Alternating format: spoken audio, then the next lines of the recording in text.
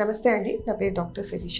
I'm gynaecologist from Mother Fertility Hospital. ఈ రోజు నేను చెప్పబోయే టాపిక్ అజోస్పర్మియా. అజోస్పర్మియా అంటే zero sperm in the semen sample ని అజోస్పర్మియా అని లేబుల్ చేయడం జరుగుతుంది. సో మనకు ఇన్ఫర్టిలిటీ మేల్ ఇన్ఫర్టిల్ పీపుల్లో మనము 100 మందిలో చూసుకుంటే 10 నుంచి 20% అనే లో స్పర్మ్ కౌంట్ ఉన్న వాళ్ళల్లో మనము అజోస్పర్మియా అనేది చూస్తుంటామండి. సో ఈ అజోస్పర్మియా అనేది మనకి ఎలా మనం లేబుల్ చేస్తాం? సో మనం ఒక్క సెమెన్ శాంపుల్తో మనము జీరో స్పర్మ్ కౌంట్ చూసినంత మాత్రాన మనం అజోస్పర్మియా అని లేబుల్ చేయడం జరగదండి. మనం సెమెన్ శాంపుల్లో జీరో స్పర్మ్ కౌంట్ చూసినప్పుడు వెంటనే మనము సెంట్రిఫ్యూజ్ చేస్తాం. సెంట్రిఫ్యూజ్ చేసి చూస్తాం. ఫర్ 15 minutes ఆ సెమెన్ శాంపుల్ని 3000 రొటేషన్స్ పర్ మినిట్లో చేసి మనము ఆఫ్టర్ 15 minutes తర్వాత కూడా మనము జీరో స్పర్మ్ అంటే అస్సలు ఆ శాంపుల్ స్పర్మ్ లేకపోతే మళ్ళా అదే పర్సన్కి within a span of 4 to 6 weeksలో రిపీట్ చేసి మళ్ళీ ఒక ఎగ్జామినేషన్ సెమెన్ అనాలిసిస్ చేసిన తర్వాత కూడా మళ్ళీ అదే సేమ్ రిజల్ట్ వస్తేనే మనము అజోస్పర్మియా అని లేబుల్ చేయడం జరుగుతుంది. సో ఈ అజోస్పర్మియా అనేది మనము 10 నుంచి 20% మేల్ ఇన్ఫర్టైల్ పీపుల్లో చూస్తుంటాం. సో ఈ అజోస్పర్మియాకి 2 types ఉంటాయండి. అందులో obstructive azoospermia, non obstructive azoospermia. Obstructive azoospermia ఇది ది కామన్ వెరైటీ అనమాట. అంటే ఇప్పుడు స్పర్మ్ అనేది టెస్టిస్లో ఉత్పత్తి అవుతుంది. సో ఈ ఉత్పత్తి అయిన స్పర్మ్ ఒక ఛానల్ గుండా ట్రావెల్ చేసి బయటికి రావడం జరుగుతుంది. సో ఆ ఛానల్ గనక పుట్టుకతోనే లేకపోవడము, లేక పుట్టిన తర్వాత వేరే ఇతరత్ర ప్రాబ్లమ్స్ వల్ల బ్లాక్ అయ్యేదానిని అబ్స్ట్రక్టివ్ అజోస్పర్మియా అని అంటారు. ఈ పేషెంట్స్లో మనము స్పర్మ్ ఉత్పత్తి టెస్టిస్లో ఉంటుంది.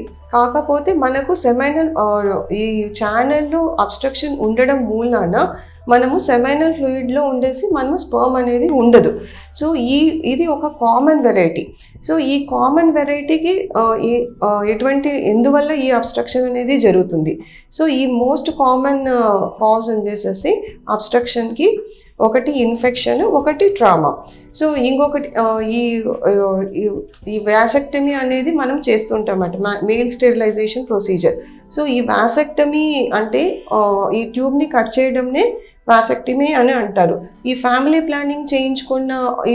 ప్లానింగ్ ఆపరేషన్ చేయించుకున్న పురుషులు మళ్ళా వాళ్ళకి ఫాదర్హుడ్ కావాలని వచ్చినప్పుడు మనము వాళ్ళకి రివర్సల్ ఆపరేషన్ అనేది చేస్తాం. సో ఈ మైక్రో రివర్సల్ ఆపరేషన్ అనేది చేస్తాం. సో ఇది ఒక కామన్ వెరైటీ. ఇంకొకటి చూస్తే మనము వెరికోసీల్ అని అంటాము. సో ఈ వెరికోసీల్ అనేది ఇన్ఫెక్షన్ అండి. సో ఈ వెరికోసీల్ని కూడా మనము వెరికోసీలెక్టమీ ద్వారా తొలగించవచ్చు. సో అది కాకుండా ఇంకా ఇతరత్ర కామన్ ప్రాబ్లమ్స్ ఉంటాయి. సో పుట్టుకతోనే లేకపోయే దానిని CBAVD అని అంటారు. అంటే congenital bilateral absence of vas deferens. ఇది ఉండేసేసి జన్యుపరమైన లోపాల వల్ల వస్తుంది. జీన్ మ్యూటేషన్స్ వల్ల మనకి 2 కండిషన్స్ అనేటివి చూస్తుంటాం కామన్గా. యంగ్ సిండ్రోమ్ అంటారు, సిస్టిక్ ఫైబ్రోసిస్ అని అంటారు. సో ఇలాంటి మేల్స్లో టెస్టిస్ అనేది నార్మల్గా ఉంటుంది. టెస్టిస్లో స్పర్మ్ ప్రొడక్షన్ అనేది నార్మల్గా ఉంటుంది.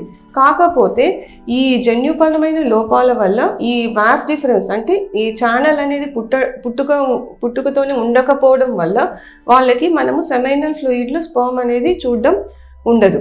సో ఇది మనము 100% ట్రీట్ చేయొచ్చు. వాళ్ళ ఓన్ స్పర్మ్తోనే వాళ్ళకి ఫాదర్ అయ్యే అవకాశం 100% ఉంటుంది.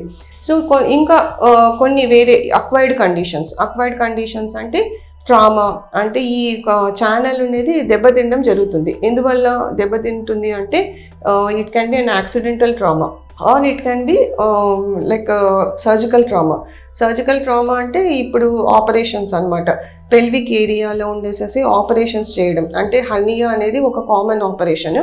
హర్నియోరఫీ అనేది చేస్తుంటారు. అలా చేసినప్పుడు ఉండేసేసి ఏదైనా ప్రాబ్లం తో డక్ట్ సర్జికల్ ట్రామాలో ప్రాబ్లం అయినప్పుడు అది ఫైబ్రోసిస్ వల్ల ముడుచుకుపోవడము, అంటే ఆ దారి అనేది క్లియర్గా లేకపోవడం వల్ల మనము ఈ కండిషన్ అనేది చూస్తుంటాము.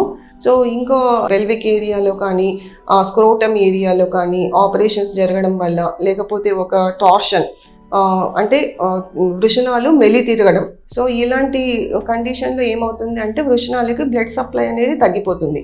సో ఇట్లాంటి కండిషన్స్ వల్ల మనము అజూస్పర్మియా అనేది చూస్తుంటాము. సో ఇంకా ప్రాస్టేట్ అంటే రిట్రోగ్రేడ్ ఇజాక్యులేషన్ అని అంటారు. అంటే ఇప్పుడు మూత్రము ప్లస్ ఉండేసేసి ఈ సెమైనల్ ఫ్లూయిడ్ ఒక కామన్ ఛానల్ ద్వారా బయటకు వస్తాయి. సో ఇలాంటి దానిని ఒక వాల్వ్ అనేది ప్రొటెక్ట్ చేస్తుంది అనమాట. సో ఈ వాల్వ్ అనేది ఎప్పుడు వీక్ అవుతుందో అప్పుడు మనకి ఈ సెమెన్ అనేది మూత్ర సంచిలోకి వెళ్ళిపోతుంది. సో ఈ అజూస్పర్మియా అని లేబుల్ చేసిన వాళ్ళకి రిట్రోగ్రేడ్ యూరిన్ శాంపుల్ అనేది మనం చెక్ చేయాలి. అంటే సెమైనల్ శాంపుల్ ఇచ్చిన తర్వాత వాళ్ళ యూరిన్ చెక్ చేస్తారనమాట, స్పర్మ్ ఉందా లేదా అనేది. ఈ రిట్రోగ్రేడ్ యూరిన్లో కూడా వాళ్ళకి స్పర్మ్ అనేది లేకపోతే వాళ్ళకి ఈ ప్రాబ్లం లేనట్లు. సో ఇంకా వేరే ఏ ప్రాబ్లమ్స్ అయినా అండి, అంటే ఇన్ఫెక్షన్ అనమాట, ఇది ఎపిడైడమీస్ కావచ్చు. అంటే ఇప్పుడు ఉండేసి వీళ్ళ ఛానల్ని 3 విభాగాలుగా చేస్తారు. ఎపిడైడమీస్, వాస్ డిఫరెన్స్, ఎజాక్యులేటరీ డక్ట్ అని అంటారు. ఈ 3 పార్ట్స్లో ఎక్కడైనా సరే ఇన్ఫెక్షన్ కానీ లేకపోతే ఉండేసేసి ఏదైనా ట్యూమర్ వల్ల కానీ అనే జామ్ అయితే ఈ కండిషన్ని అబ్స్ట్రక్టివ్ అజూస్పర్మియా అని అంటారనమాట. సో ఇలాంటి అబ్స్ట్రక్షన్ని మనము తొలగించి ఇప్పుడు ఎవరు ఇలాంటి అబ్స్ట్రక్షన్స్ని తొలగించడం అలాంటివి చేయట్లేదు. ఈ ఆపరేషన్స్ ఇవి ఓల్డెన్ డేస్లో చేసేవాళ్ళు. ఇప్పుడు లేటెస్ట్గా మనకి స్పర్మ్ రిట్రీవల్ టెక్నిక్స్ వచ్చాయి. అంటే డైరెక్ట్గా ఉండేసేసి ఎపిడైడమిస్ నుంచి మనము స్పర్మ్ తీయడము, దీనిని పీసా టెక్నిక్ అని అంటారు. తర్వాత టెస్టిస్ నుంచి డైరెక్ట్గా స్పర్మ్ తీయడము, టీజా అని అంటారు. టెస్టిక్యులర్ స్పర్మ్ ఆస్పిరేషన్ అని అంటారు. ఇంకొకటి మైక్రో టీజీ అని అంటారు. టీజీ అంటే స్పర్మ్ ఎక్స్ట్రాక్షన్. అంటే ఇప్పుడు మనకి ఇది ఇంకా హయ్యర్ మెథడ్ అనమాట. డైరెక్ట్గా టెస్టిస్లోనే ఒక పార్ట్ తీసి మనము మైక్రోస్కోప్ కింద చూస్తామన్నమాట. అంటే ఈ స్పర్మటోగోనియల్ సెల్స్ ఉన్నాయా లేవా, అంటే parent cells, sperm parent cell ఉండి స్పర్మటోగోనియల్ సెల్, సో ఇలాంటివి ఉన్నాయా లేవా అనేది చూస్తాం. సో ఈ టీజీ మైక్రో టీజీ మెథడ్లో కూడా మనకి స్పర్మ్ని రికవర్ చేసే అవకాశం ఉందండి. సో ఇలాంటి స్పర్మ్స్ని మనము టెస్ట్ ట్యూబ్ బేబీ పద్ధతి అంటే IVF ఇక్సీలో మనము వాడడం జరుగుతుంది. సో ఈ అబ్స్ట్రక్టివ్ అజూస్పర్మియా అనేది 100% కరెక్టబుల్ కండిషన్. సో దీని గురించి మీరు పెద్దగా ఏమీ బాధపడాల్సిన అవసరం లేదు. కాకపోతే వాటిని గుర్తించాలి.